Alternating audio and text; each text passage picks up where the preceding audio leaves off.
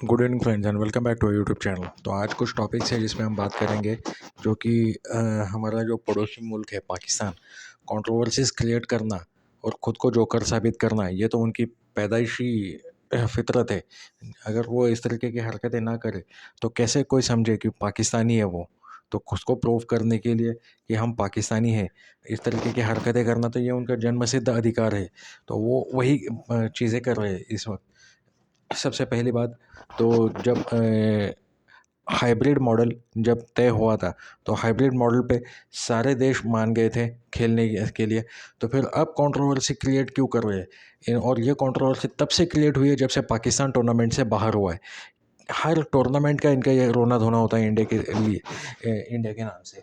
2023 का world cup, अब ताज़ा मैं 2023 के वर्ल्ड कप से ही बात करूँगा। 2023 के वर्ल्ड कप में पिचेस बदली जा रही है, इंडिया को दूसरा बॉल दिया जा रहा है, बॉल में चिप लगाई जा रही है। हर बात में उन्होंने कंट्रोवर्सीज क्रिएट की, किसी ने उनकी बात नहीं सुनी। उसके बाद 2024 का वर्ल्ड कप जिसमें इंडिया चैंपियन हो, उसमें भी उनकी टीम पहले राउंड से बाहर हुई।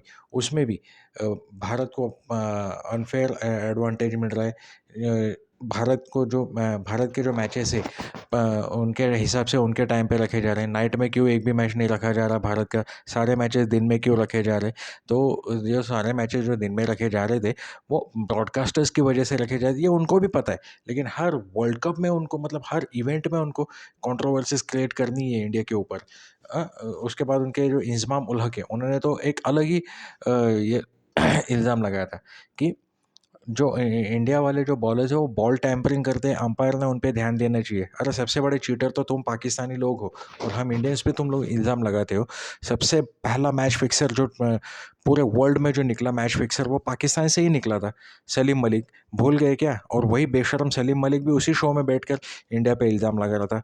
एक नंबर के भु- एक नंबर के फालतू लोग हैं ये पाकिस्तान के। अब दूसरी बात, जब रोहित शर्मा ने क्लैरिफिकेशन दिया कि भाई हम ये जो बॉल रिवर्स स्विंग जो हो रहा है वो सिर्फ हमारे लिए नहीं, सभी के लिए हो रहा है, क्योंकि कंडीशंस ही ऐसी है। ये कोई लॉर्ड्स या सिडनी में मैच नहीं हो रहा है जो आप इस तरीके की बातें कर रहे हो। तो उसने, वो बेशरम इंजमाम उल हक ने उस पर भी एक जवाब दिया कि हमें हमें मत सिखाओ कि रिवर्स स्विंग कैसे होती है, रिवर्स स्विंग हम ही ने ईजाद की है। हाँ, इसका मतलब बॉल टैंपरिंग भी तुम ही करते हो। तुम्हारा शाहिद अफरीदी ने तो मुंह से बॉल खाया था, हाँ, बॉल टैंपरिंग के नाम पे। खुद की तरफ नहीं देखते कभी। एक नंबर के फालतू लोग हो तुम पाकिस्तानी लोग। इसके अलावा इसी इंजमाम उलग ने एक और ये निकाला, इंडिया इस साल आईपीएल को बॉयकॉट करो। जैसे कि उसकी बात कोई सुनने ही वाला है, आईपीएल को बॉयकॉट करो। और एक और बात, जो फाइनल हो रहा है वो फाइनल बॉयकॉट करो। हर चीज़ में बॉयकॉट बॉयकॉट। अबे तू ही बॉयकॉट हो जाएगा एक दिन में, तू ही बॉयकॉट हो जाएगा। तेरे ऊपर कोई ध्यान ही नहीं दे रहा है, फिर भी आता है कुछ भी उल्टी सीधे स्टेटमेंट दे देता है। एक दिन तू ही खुद बॉयकॉट हो जाएगा। जो क्रिकेट तूने खेली है ना, तेरे स्टेटमेंट्स की वजह से पूरी ज़ाया कर रहा है तू। कुछ भी नहीं बचा है तेरे पास अभी। और दूसरी बात, इस वर्ल्ड कप में भी इनका रोना धोना फिर से चालू ही है। इस वर्ल्ड कप में, सॉरी, माफ़ कीजिए, इस चैंपियंस ट्रॉफी में भी उनका रोना धोना शुरू ही है। इस चैंपियंस ट्रॉफी में भी उन्होंने, इंडिया को अनफेयर एडवांटेज मिल रहा है क्योंकि इंडिया एक ही वेन्यू पे खेल रहा है। ना इंडिया को ट्रैवलिंग करनी पड़ रही है, जब कि इंडिया प्रैक्टिस भी एक ही मैदान पे कर रहा है, खेल रहा है भी एक ही मैदान पे। तो सारे जो कंडीशंस है इंडिया को पहले से पता है, उस हिसाब से इंडिया मैच अपनी टीम चुन रही है और मैचेस जीत रही है। इतने बड़े बेवकूफ़ लोग हैं तुम लोग, क्रिकेटर्स तो तुम लोग कभी थे ही नहीं। तुम लोगों को क्रिकेट थोड़ी सी भी आती नहीं, क्रिकेट का सी भी नहीं आता तुम लोगों को। और तुम लोग कहते हो कि हम नंबर वन नहीं, दुनिया सही कहते हैं कि तुम लोग नंबर वन हो। कुछ भी नहीं है तुम लोगों के पास। एक नंबर के बेवकूफ़ लोग हो तुम लोग, जिनको क्रिकेट के बारे में कुछ भी नहीं पता। इस तरीके की बातें करते हो तुम लोग। अब तुम लोगों पे हंसी भी नहीं आती, तरस आता है तुम लोगों पे अभी, कि इतने जाहिल और इतने अनपढ़ कैसे हो सकता है कोई। एक नंबर के जाहिल और अनपढ़ लोग हो तुम लोग, जो कुछ भी बातें निकालते हो। इसी चैंपियंस ट्रॉफी में एक और कंट्रोवर्सी इन्होंने लगाई थी इंडिया के ऊपर। 22 पंडितों को लेकर इंडिया दुबई गया है। पाकिस्तान के हर एक खिलाड़ी के ऊपर दो दो पंडित लगाए थे ताकि उनसे खेलना ना हो। तुम लोगों का कुछ नहीं हो सकता, तुम लोगों का सच में कुछ नहीं हो सकता। तुम लोग एक नंबर के वाहियात लोग हो। सच में तुम लोगों का कुछ नहीं हो सकता। ये तो रही उनकी कंट्रोवर्सीज और इंडिया के ऊपर इल्ज़ाम लगाने वाली बात। एक और बात आप बोलेंगे, ये विक्रांत गुप्ता जो हमारा जो जो एक जर्नलिस्ट है, वो पाकिस्तान विज़िट करने गया था। इसके ऊपर बीबीएन जो है, एजाज़ बाखरी नाम है उसका, पता नहीं उसको जर्नलिज़्म का जो लाइसेंस मिला है वो कैसे मिला, या जर्नलिज़्म की जो डिग्री है वो कैसे मिली और किसने दी है उसको जर्नलिज़्म की डिग्री। एक नंबर के फालतू जर्नलिज़्म करता है, कुछ भी जर्नलिस्ट जर्नलिस्ट तो वो कभी था ही नहीं। उसने सिर्फ इंडिया के अगेंस्ट भौंकना इतना ही सीखा है, बस बाकी कुछ नहीं है उसमें। और एक और बात बताना चाहूँगा, ये बीबीएन का जो है, ये एजाज बकरी, ये इसके आगे इंडिया में कभी आ भी नहीं सकता, कभी भी नहीं आ पाएगा इंडिया में। जब भी इंडिया में आएगा ये बहुत बुरी तरह से जलील हो जाएगा। हैं? इसने विक्रांत गुप्ता जो वहाँ पे गया है, विक्रांत गुप्ता के ऊपर इल्ज़ाम लगाया कि वो कैसे आया, टीम इंडिया क्यों नहीं है।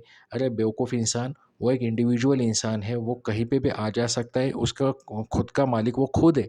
इंडियन टीम जब आएगी तो वो पूरी इंडियन नेशनल टीम है, उनके ऊपर गवर्नमेंट के रेस्ट्रिक्शंस है। अगर गवर्नमेंट अगर उनको इजाज़त देगी तो ही वो लोग आएंगे।